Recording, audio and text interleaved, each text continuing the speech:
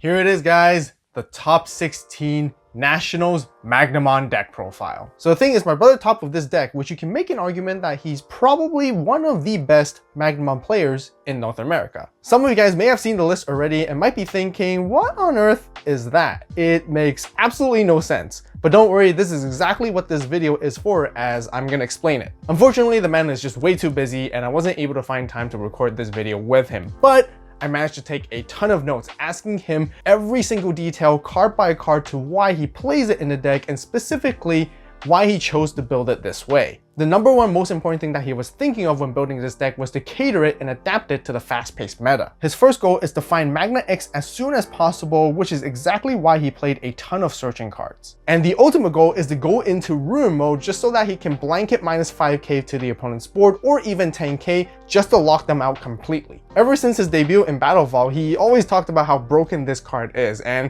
honestly at this point I don't even see him as a Magnamon player anymore. He's pretty much just a ruin mode abuser. But let's go ahead and begin with the Digi-Egg cards. The DP buff is crucial for Magna X to get as high as possible so that it can swing over 15k DP bodies and against opponent's securities to match their level 7s when it comes to blocking. It is also there to help meet the threshold of Final Zubagon Punch. Now let's talk about rookies. He's running 4 copies of the Promo Vmon. We all know that this card is to help you evo into Magna quickly and draw cards. The BT16 Vmon, which he's also running a 4 of, gives the DP buffs to help him ensure at least 16k in the Magna X stack, which lets him safely swing into security against matchups such as Lugomon and 7 Great Demon Lords. He's also a huge fan of the memory gain effect because he's constantly finding ways to leave the opponent only at 1 memory to start their turn, especially when it comes to the early stages of the game when there's no memory setters established on their side. Then he runs 2 copies of the EX1 Vmon. He mentioned after looking at the entire card pool of Vmons, there aren't many that actually has useful inheritables. And the reason why it's important to him is because he tends to digivolve the Magna stack in the back so that he can use the inherit effects for later on,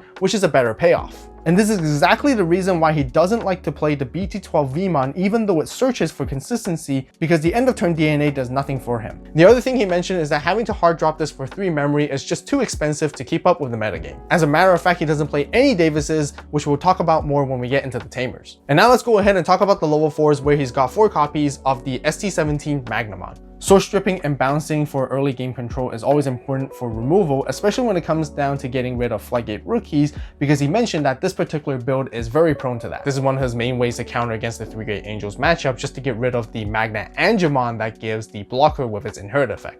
Its security effect should not be underestimated because it's really good alongside with TK to help you get any info and strategize for your following turns on how you can gamble the odds into your favor. One of the greatest examples that he mentioned was against the Lugomon matchup. When he's down to 4 or fewer security, it is enticing for the Lugomon player to go for the OTK combo. But the fact that he knows if there's a Magnamon in there, he can potentially gamble the fact that it might hit into it instead of trash it, so then it will de-digivolve their stack, which will cancel out their entire play and even take their turn.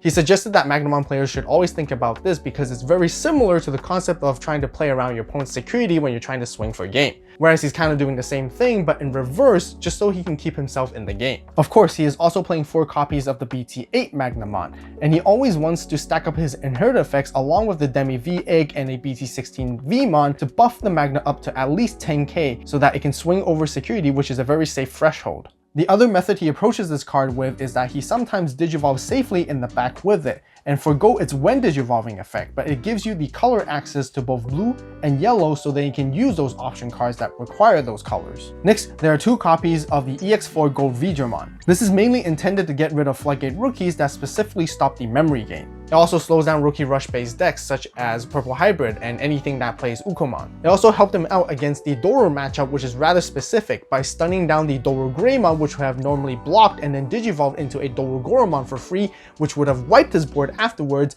but since it was not able to, it enabled him to swing and finish the game off. But that's it for level 4s, and now let's move on to level 5s, where he is running the only 3 copies of the BT19 Bankumon. This enables him to make extra safe swings with battle protection, and by pairing it up with Magna Magna X, it pretty much gives it full immunity, which helps him play around anything that has raid, collision, and alliance during the opponent's turn. This is also intended to face off against Ancient Greymon because they build a huge stack with a ton of DP, and Lord Nightmon as well because they can alliance. Its inherent effect to prevent any redirects also comes up in the Lugomon matchup if they have an AG blocker underneath, Doru Greymon, Black Hybrid with Shoto, 7 Great Demon Lords with Shoto as well, and even 3 Great Angels. And then for level 6s, of course, there are the 4 copies of Magnamon X-Antibody. Just to mention that one of the most important things when you're playing this card is the deciding factor of whether you want to get into it during your second or your third turn. This loops back to the conversation of Hwankunmon and how he combos with it. First, he determines in the matchup whether he needs it or not. If the answer is yes,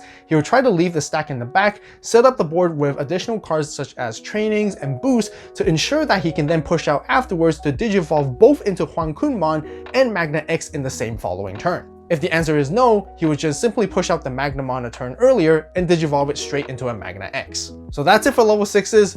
Moving on to level 7s, he's got the 3 copies of Ruin Mode. And Magna X is one of those decks that can turbo out very easily because of skipping the level 5. By pairing up with the Magnamon X immunity, it just makes Ruin Mode even more broken than it is. And that is because your opponents can't even deal with it while you lock them out with a blanket minus 5k. Being able to hatch an egg is one of the most valuable aspects when it comes to his game plan, because then he can always push out with another Digimon in the next turn as if he never staggered his breeding phase. As for the secondary level 7, he teched in 1 Quartzmon, which is intended to also lock your opponent out by suspending them, which is also a really good counter against Mirage. It also keeps the opponent's Tamer suspended, which prevents purple and red hybrid decks from comboing. And here's a funny story. He told me he stood in line 30 minutes just before deck submission, spending all that time debating whether he should play this card or Gobble Ace instead. He thought so hard and so long to the point that the TO was asking if he was alright. And guess what?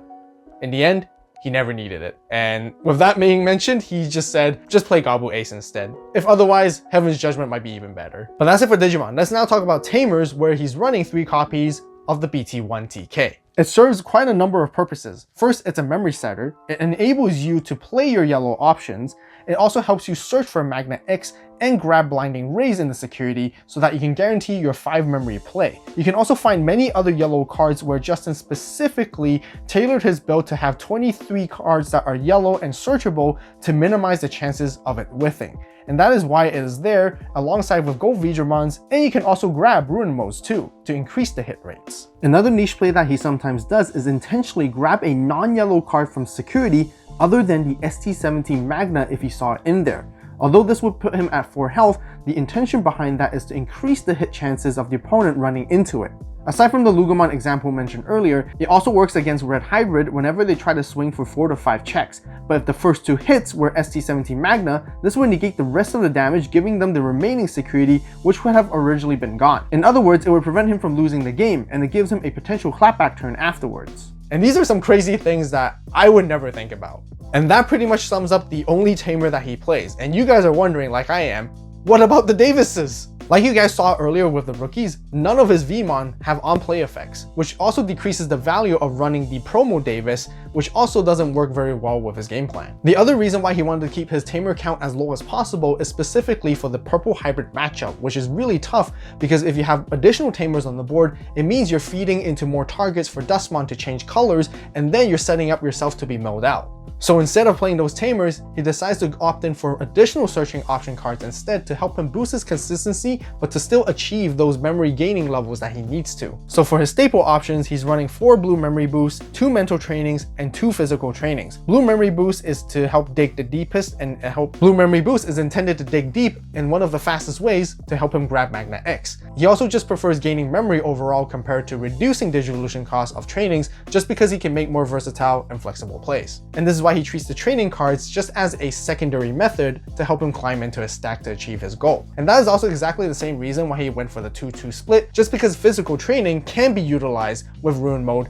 and since most of his deck is yellow anyways, it works well nicely. And then he's got the 1 copy of Scramble just to help you grab Magna X back from the trash whenever you need to, but also helps you play around Purple Hybrid just so you won't get milled out. Awakening of the Golden Knight is always a must-have. Being able to warp any of your level 4s into Magna X just for 3 costs is always great, and the greatest return of value is to have it with Gold Veedramon, just because itself cannot even go into a Magna X to begin with without it. With conjunction of the EX1 Vmon, it becomes a 2-cost Digivolve play as you get to unsuspend. And remember, you always have the option to just Digivolve into a BT8 Magnamon as you ignore Digivolution requirements, just so you can unsuspend, make an extra swing to end game. We talked a lot about memory gain, but we're not done yet because he's also running 4 copies of Blinding Ray. The mentality of treating this card is not a neg, just because you lose the security. By gaining 2 memory, you're able to make even more plays, and by being able to make those extended plays, it helps you achieve your win condition way faster than normal. Blinding Rays is also one of those cards that have the instant factor to come out from your hand immediately, where sometimes your opponents don't even anticipate it. Justin's perspective is that all the top meta decks have really good memory manipulation, which Armor inherently doesn't really have a lot of. And that's exactly why this card solves all of it, which is why, again, he runs it as a 4-off and no less. To round off for the options, he's got 2 copies of Final Zubaron Punch. This is intended to help you close games instantly and go for your burst combos along with Magna X, which you can make 4 checks in a single turn. Reboot is very important for a defensive stance in the meta so that it can stand a strong blocker afterwards. And remember, the DP gain off this effect is given to the entire stack, where Justin would then Digivolve into a Ruin mode afterwards to end the turn, where he would stand a 21k blocker that is immune. For tech choices, I'm going to do something a little bit different this time because there's a ton of cards that we feel that should be included in the deck, which Justin isn't. So I want to take the time to go through each and one of them and explain why he doesn't play them. The first card I want to mention is the Promo Flamegimon. Justin mentioned that this is normally most value when you pair it up with the Promo Davis, or if your game plan is intended to have multiple Vmons on the board, because you would generally reserve one of your Vmons to build into your Magna stack. So by having a second Vmon out in the battle area, those are the moments when you really want to Digivolve into a Flamegimon. But by playing this card, it does bottleneck you from being able to go into a Magna X reliably, which is all he's trying to focus on. There's also the BT13 Magnamon, which he did not want to play this card for a very simple reason. It draws you cards, and against the Mirage matchup, you just don't want that at all because it's just going to be a nightmare. Pseudo Ace is generally also seen as a staple for Magnamon, but Justin's game plan is not to leave a level 4 standing in the board, or nor he's trying to threaten an Ace, because he actually just Digivolves in the back, and since he goes into Magna X straight anyways, he feels that the Pseudo Ace serves no purpose. Paladinable Ace is also a very common level 7 that you can go on top of your Magna X with. It's good against Lugamon and purple based decks to recycle trash, but he's actually accommodated this build to naturally face against those matchups without needing it anyways. The thing is, this card is really good at punishing your opponent's wide board, and you can wipe them clean afterwards, but the only problem is that it's really expensive to Digivolve into, and the fact with a lot of Gazis and Madokis running around, it's really hard to get into this card without utilizing your own Blinding Ray as well. And then there's Gabu Ace, which I mentioned earlier that he would have just played instead of Quartzmon. Having extra swings, you can play around your opponent's aces by clearing up 2 bodies instantly, and it provides you actual disruptions during your opponent's turn aside from just blocking. But keep in mind, he also played the deck as if he did run it to begin with for the entire day 1 of the tournament. By exerting the pressure against your opponents where you can potentially get into it, forces them to play around it, and at times, because of that, you can get a lot of reward out of it. But one of the interesting things that you guys may not know, that this strategy is not effective at all in day 2, and that is because all the top 32 players have access to everyone's deck list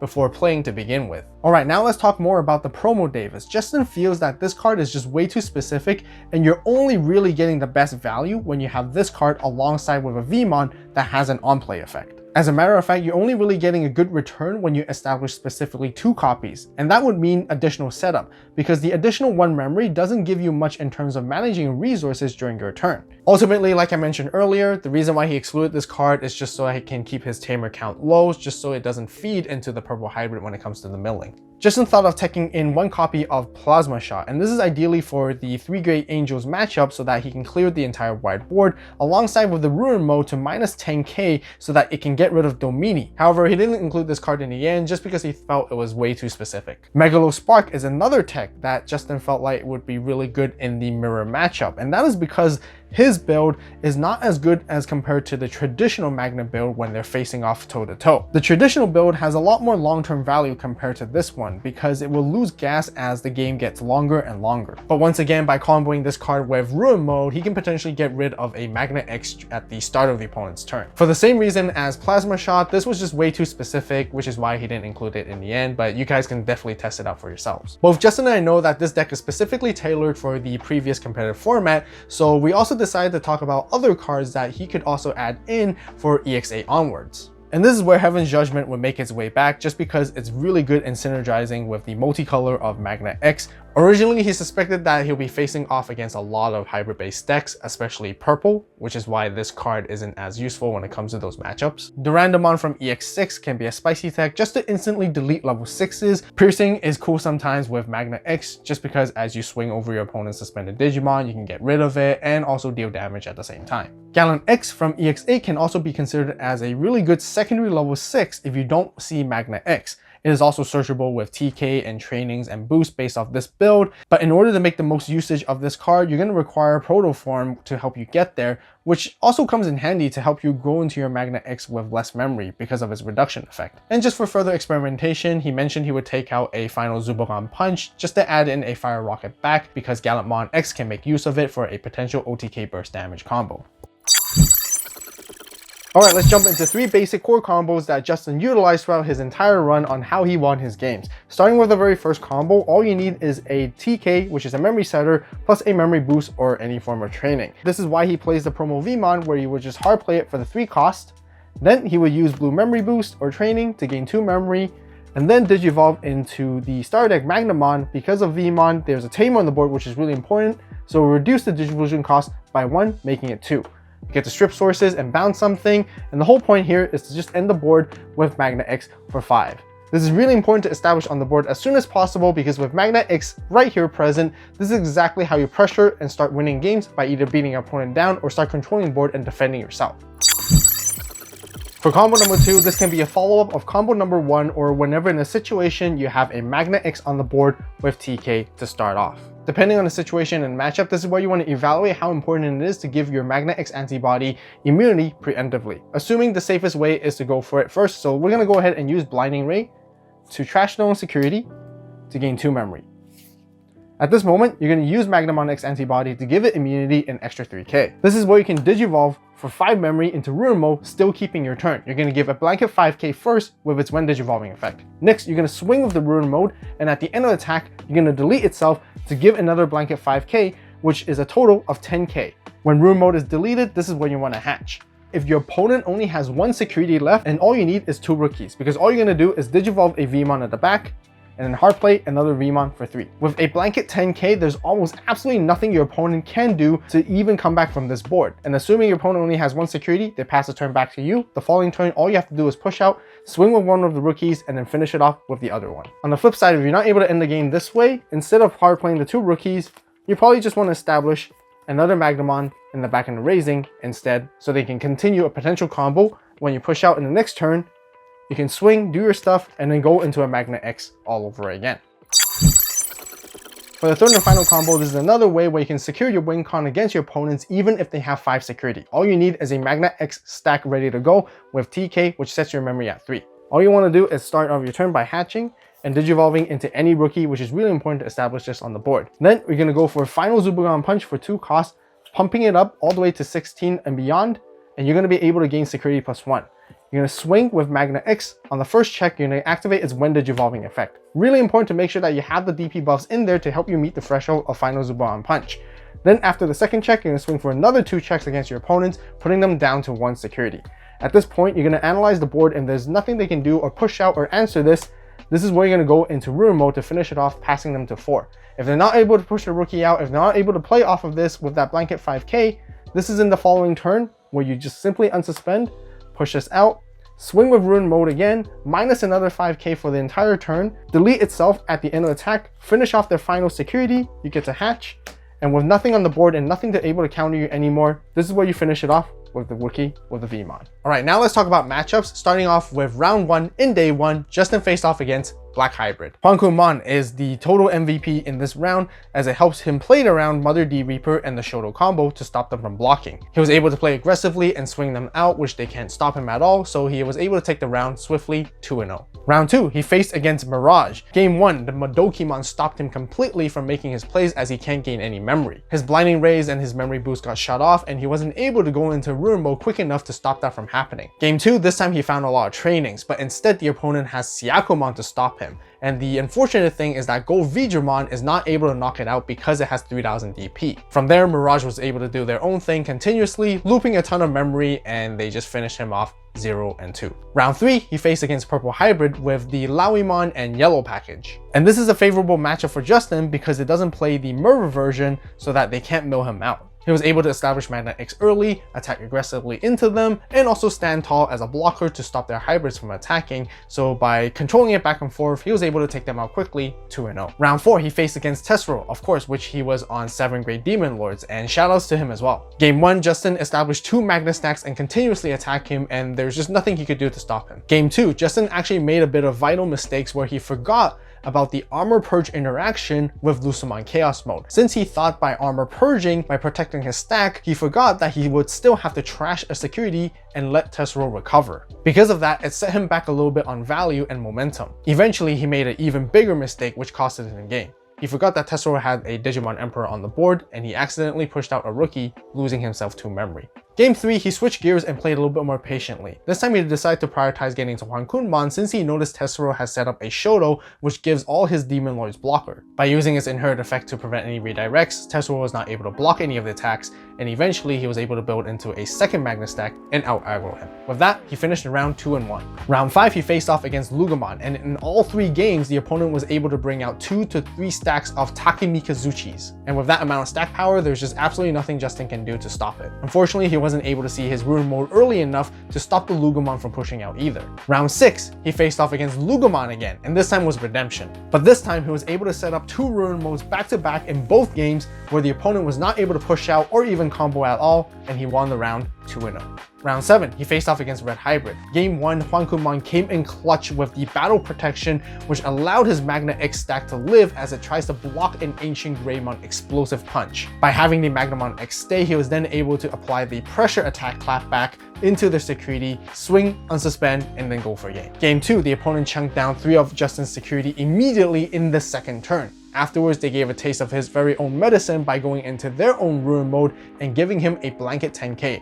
From there, there's just absolutely nothing he could do, so he lost. Game 3, Justin decided to slow down the game pace and played very cautiously. He continuously utilized the BT16 Vmon to gain memory and put the opponent back to 1 over and over again. He realized the opponent didn't have a tamer set up just yet, so eventually he went wide enough to go for an all-out swing. With that, he was able to finish them off and winning the round 2-1. Round 8, he faced off against Dominimon and the Angel. Game 1, the opponent kept on going into Cherubi Ace, which clears off Justin's Magna X over and over again. Afterwards, by chunking down his security with Alliance, he then eventually lost. Game 2, the opponent couldn't find Dominimon early, so Justin took advantage by rushing down the security as quickly as possible. But the opponent had a Venus Tech in their hand, which slowed down the game pace. Time was ticking at this point. However, the opponent wasn't able to find the rest of their pieces to go for a clapback, where Justin was able to out-aggro them eventually and take them down. With not much time left, they move on into Game 3, which ended up having a lot of back and forth with controlling each other's board where the time was called and they drew in the end. Round 9, being the final round of day 1, he faced off against Dogoramon. Game 1, Justin knew Hwangkun-mon is incredibly essential to counter this matchup. However, he wasn't able to find it soon enough, and the opponent continuously wiped his board with redirection and collision combos, and in the end, opponent took the Game 1. Game 2, this time he found Hwangkun-mon, which enabled him to play around all the taunting and blocking that they potentially would have, and that was also exactly where the Gold Veedramon clutch play happened, which I talked about earlier. By stopping the Doru Greymon from blocking, it wasn't able to go into Dorugoramon, so he was able to swing for game. Lastly, for Game 3, he realized the opponent bricked, so he took that advantage and opportunity right away to swing them out aggressively and as quickly as possible, in the end winning the round 2-1. At the end of day 1, Justin was able to reach the top cut of 32 players, which enabled him to play on the second day, which will all be single elimination. His very first matchup was against Lugamon. And the opponent was actually running a Dorugamon package as their level 4 line instead of the traditional Lugarmon. This gave them the opportunity to taunt Justin's Magna X to force them to attack at the start of main, and they were about to block it with Takemikazuchi thanks to having AG underneath. But all thanks to Huankunmon being in part of the stack, they were not able to redirect the attacks so that Justin was able to swing it out for game. Game 2, Justin was able to get into Magna X as quickly as possible, use final Zubagon Punch to swing for massive checks and damage, establishing a ton of momentum, and since the opponent wasn't able to establish their board quick enough, Justin eventually took them out and won the round 2-0. And with that, Justin was able to move on to the next bracket, becoming top 16. In his next match, he faced against Mirage. Game 1, he was forced into an incredibly tight situation. The opponent had a Mirage and a level 4 on the board. Justin wanted to swing out with Magna X in order to bait out and see if there's a Gabu Ace coming in. However, the opponent went into a Zudo Ace instead. Justin's plan afterwards was to go into Ruin mode and clear the board after making a second attack. At this point, Justin felt like the opponent didn't have Gabu Ace at all because it only made sense to go into it on the first attack. This is where he decided to play 2 Blinding Rays to neg 2 of his security just to go into Ruin mode and try to attempt for the final attack. As just an attempt to swing with Ruin mode that didn't have immunity, this is the moment the opponent decided to go into the Gabu Ace card. Because of that, he lost too much momentum and resources. The opponent swung out afterwards and won game 1. Game 2, Justin was able to find his optimal pieces with Magna X stack and rush the opponent's security down even before they have a chance to bring out Mirage. Game 3, Justin was in a very good spot again because the opponent unfortunately wasn't seeing any of their level 5s. However, Justin wasn't able to take advantage of this and punish them hard enough to take them down before they're able to do so. Sadly, he didn't find a Ruin mode to lock them out either, and eventually they did find a level 5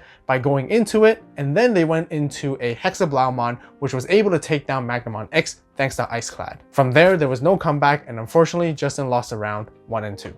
Even though he wasn't able to make it any further, I'm still really happy and proud of him for making this far, so huge congrats and huge shout outs to him. There's also a few final remarks that he wanted to mention. Overall, he had a fantastic time. He wanted to give a huge shout outs to all the opponents that he faced because all the games were really close and everyone is incredibly competitive and really fun to play with. Also, shout outs to Play TCG for hosting the event as it went incredibly smooth with no delays or any hiccups at all. Make sure to stay tuned for the next episode of ACU where you guys will get to see my experience from my perspective of how I did and how I found the event overall. The Crimson Saber playmat and sleeves are now available on the AVAULT store along with the Chaos Saber mat, where I have a 2-player version and sleeves which are exclusive during this limited time release only. So make sure to grab yours right away, and thank you guys so much for the support. As always, you guys have a great day, great night, wherever you are, and see you in the next video. And this is AVAULT signing out.